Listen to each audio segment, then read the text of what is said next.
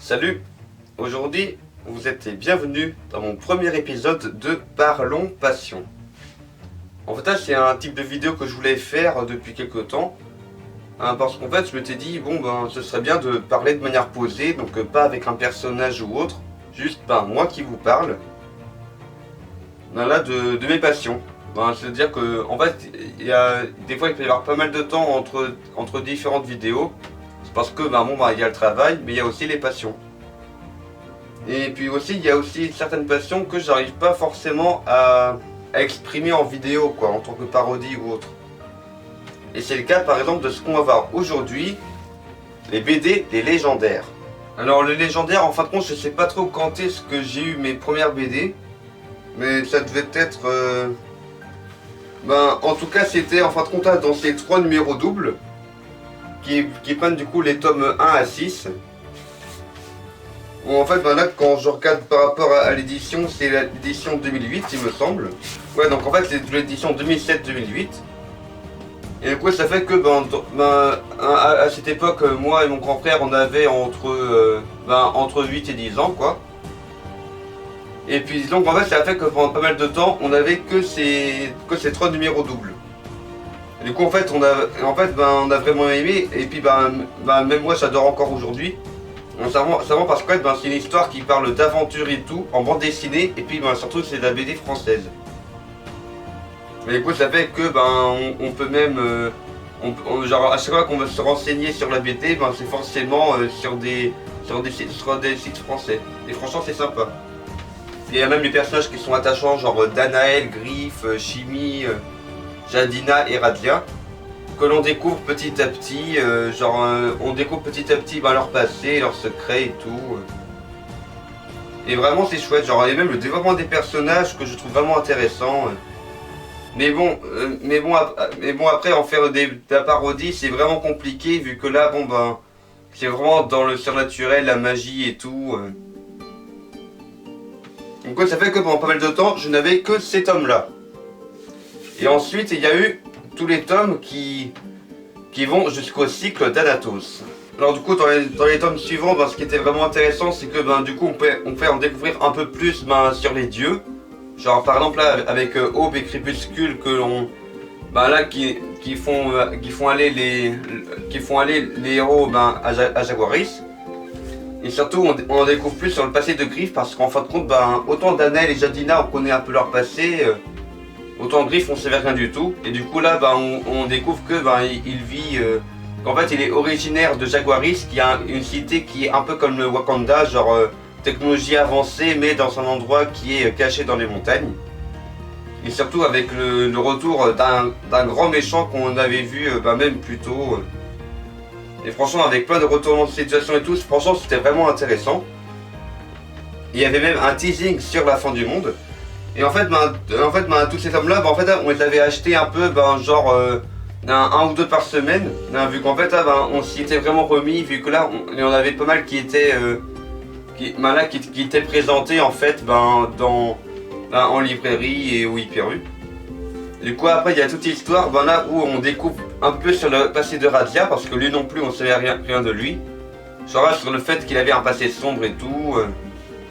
Et puis surtout, parce que là, du coup, c'est dans le cycle d'Anatos, où là, c'est le pire des méchants que les légendaires aient pu rencontrer, où à la fin, ils sont tous terrassés, genre... Alors là, franchement, ça fait partie de mes tomes préférés, où c'est on s'y attend pas du tout, et Anatos, il possède Danaël, il défonce Jadina et tous les autres légendaires en levant à peine le petit doigt. Et puis là ça finit sur un moment genre vraiment terrible. Et puis là du coup après c'est genre ça se passe genre 2 ans plus tard il me semble. Où c'est avec les légendaires qui ont évolué, qui sont devenus beaucoup plus forts et tout. Genre avec de nouveaux pouvoirs, c'était vraiment sympa. Avec même la fin où Jadina est forcée à tuer son amoureux, quoi, et aussi son ancien chef. Et que à la fin, on découvre même que Calandre, donc là la femme qui qui les a aidés à combattre Anatos, il y a peut-être plus de secrets que ce qu'on peut croire. Et là du coup ça fait encore plus de mystère et tout. Genre franchement c'est vraiment les trucs que j'adore dans les légendaires. C'est le mystère, c'est ce fait qu'en fin de compte, Patrick Sobral, celui qui a écrit toutes ces histoires-là, en fait, ça se voit vraiment qu'il est vraiment passionné de ce qu'il fait. Vu qu'en fait, il développe vachement les personnages, toute l'histoire, même le passé par rapport aux dieux et tout. Alors du coup là, il y a les 6 derniers tomes avant de passer au World Without, étant donné qu'avant ça, je parlerai d'un autre truc avant. En fait, ce que j'adore, c'est que du coup, ça permet de développer du coup, le passé de Jadina et Ténébris. Et en plus, ce que je trouve vraiment génial là, dans les BD des légendaires, c'est que même par rapport à la couverture, là, ils mettent plein de détails. Genre, par exemple, là, on voit une ombre maléfique, là, qui signifie que lui, il n'est pas vraiment un humain normal, quoi. En plus, on découvre plus, genre, sur, sur le royaume duquel Jadina vient et tout. Et puis là, il y a même par rapport au nouveau pouvoir de Griffe, on découvre d'où est-ce qu'ils viennent. Et pareil pour Radziad, d'où vient son nouveau bras. Il y a même un peu leur romance qui est développé aussi. Même si après, bon, c'est vrai que là, genre, le tome, les légendaires, l'éternité ne dure qu'un temps. C'est vrai qu'il est intéressant, sauf que d'un autre côté, avec ce personnage-là qui est obsédé, c'est juste le petit point faible par rapport à cette BD-là, je trouve. Il y a aussi l'exode, et puis il y a aussi l'exode de Calandre, où je trouve ça vraiment pas mal. Là, le côté, Calandre va les sauver, entre guillemets, genre, elle se représente un peu comme une sauveuse. Alors qu'en vrai, même sur sa couverture, on voit le sang sur l'épée de Danaël. Ainsi que là, ainsi que la mare de sang qui a sous les personnages. Hein. Ce qui laisse sous-entendre ce qui se passe à la fin de cet épisode. Et puis là, à la fin de l'histoire, là, qui est à la fois, joyeuse parce que bon, à la fin, les héros ont gagné. Mais par contre, à quel prix? Mais bon, après, la suite, du coup, elle est faite grâce à ce petit personnage-là qui s'appelle Artemus. Mais bon, avant d'y venir, on va un peu parler des légendaires origines. En fait, les légendaires origines, ce qui est vraiment pas mal, c'est que ça permet de développer le passé de chaque personnage. Et étant donné qu'après, dans ceux qui arriveront dès cette année, en fait, on découvrira même comment est-ce que les personnages se sont rencontrés et sont devenus les légendaires. Genre là, par exemple, il y a le passé de Danaël, où du coup là, ça reprend l'histoire dans laquelle les légendaires voyagent dans le temps pour voyage dans le temps à cette époque-là. Sauf qu'en fait, l'histoire elle est différente, elle est retravaillée pour pas juste faire de Jadina une princesse en détresse. Et puis, et aussi ce qui est pas mal, c'est que c'est aussi ce qui est pas mal avec les légendaires origines. C'est que ça permet aussi de découvrir de nouveaux personnages, quel est le lien entre les différents personnages qu'on a pu voir dans la série principale. Et aussi ce qui est bien aussi, c'est que ça permet aussi, par rapport à ce qu'on a découvert à la fin, en fait à la fin de la série principale des légendaires, c'est de savoir Calandre, à quel point est-ce qu'elle a influencé la vie des légendaires. Genre qu'elle a influencé sur Jadina, sur Invidia, sa tante, et même par rapport à Griffe en Fer là que elle a, genre on la voit là, Calandre. Là à quel point elle a vraiment influencé tout le monde quoi. Étant donné que dans ce tome là, ce qui est pas mal, c'est que non seulement on découvre là que Griffe il avait un ami à une époque, mais aussi que ce personnage là que Griffe a combattu fera même partie de l'équipe de Darkel, ce qui permet du coup de faire des liens entre les différents personnages. Genre déjà entre Jadina, Danaël et Griffe, du coup déjà on voit un lien. Alors sinon là dans les légendaires origine chimie, ce qui est pas mal c'est que ce qui est pas mal c'est qu'on découvre un peu comment est-ce qu'elle obtient ses pouvoirs, genre la première fois qu'elle les utilise. Et en plus on découvre même que c'est même Calandre qui a manipulé Anatos pour qu'il choisisse Chimie comme réceptacle. Et enfin le tome d'origine Razia, j'ai vraiment aimé par rapport au fait que ça montre vraiment genre à quel point la vie de Razia est vraiment partie en vrille à cause de tout ce que Calandre a manipulé en fin de compte. Parce qu'on se rend compte en relisant que il y a plein de trucs que si Calandre n'avait pas intervenu, Razia n'aurait pas tué sa sœur et ne serait pas devenu un légendaire. Ça se trouve, il y a encore d'autres trucs qu'elle a manipulés. Et puis il y a même la fin là, déjà là on voit les légendaires adultes, hein, ce qui est chouette. Et puis là aussi on découvre vraiment le dernier lien, du genre que Darkel a besoin de chimie. Et que du coup c'est pour ça que tous les légendaires seront réunis dans la prochaine aventure. Et franchement c'est chouette. Alors maintenant passons au World Without. Alors du coup les légendaires World Without, du coup c'est une série de 5 tomes en fait. Donc en fait là, le résumé va se faire plutôt rapidement, c'est qu'en fait dès le départ on nous présente Artemus comme le légendaire, alors que tous les autres légendaires de base, genre Griff, Chimie, Danaël, et puis même Jadina qu'on voit dans... Et puis même Jadina que l'on voit dans ce tome là, et puis même Ténébris, Razia, que en fait dans cette nouvelle version du monde d'Alysia, en fait ce sont des personnages totalement différents pour que Artemus soit le héros.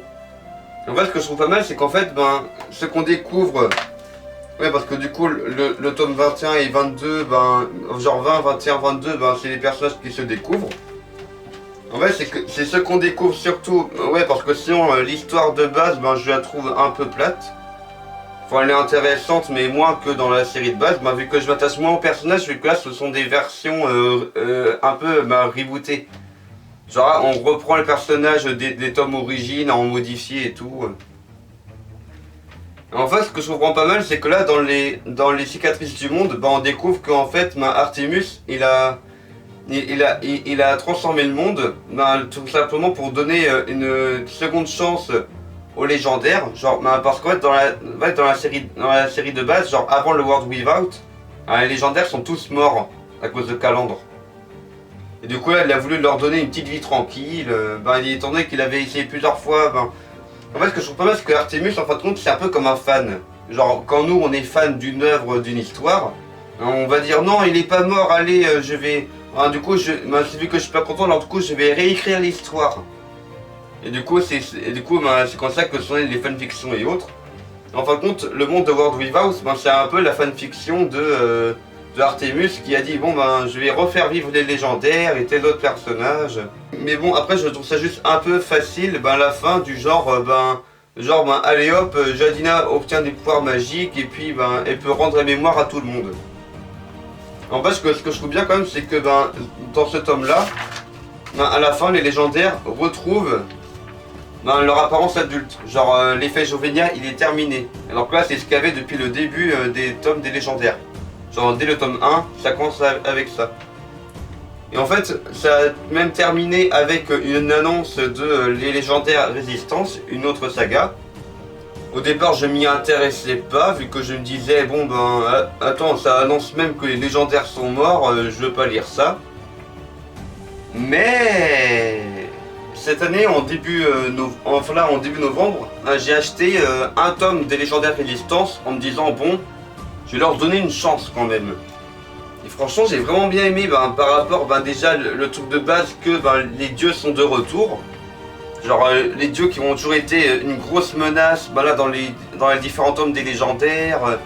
Genre avec même Anatos, le gardien il a été créé par les dieux. Le Krakaos pareil, il y a plein de trucs qui viennent des dieux. Et du coup c'est avec le retour des dieux sur Terre, sur Alysia. Il y a même un Razia qui a même qui a même un petit rôle quand même là pour nous donner des informations sur ce qui s'est passé. Et du coup je trouve ça vraiment intéressant, genre par rapport au personnage et tout. Du coup ça a donné envie de lire la suite bien sûr.